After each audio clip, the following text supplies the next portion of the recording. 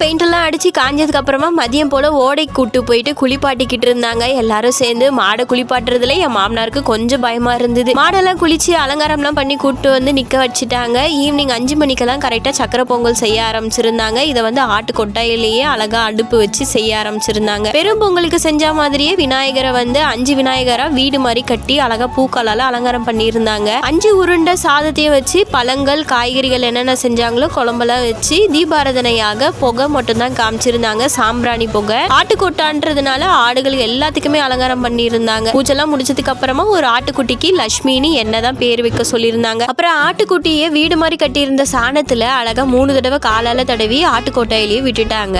என் ஹஸ்பண்டோடைய மாமா பையன் வந்து சின்ன பையன் தீபாவளிக்கு வாங்கி இந்த பட்டாசு ஒரு சிலது வெடிக்கலன்னு பத்திரப்படுத்தி வச்சிருந்தான். அது அன்னைக்கு மாட்டு பொங்கல் அன்னைக்கு கொண்டு வந்து எல்லாரும் ஒன்னா சேர்ந்து பட்டாசு வெடிச்சு என்ஜாய் பண்ணோம். நீங்க எப்படி என்ஜாய் பண்ணீங்கன்ட்டு மறக்காம கமெண்ட் பண்ணுங்க. நாளைக்கு இன்னொரு வீடியோல பார்க்கலாம்.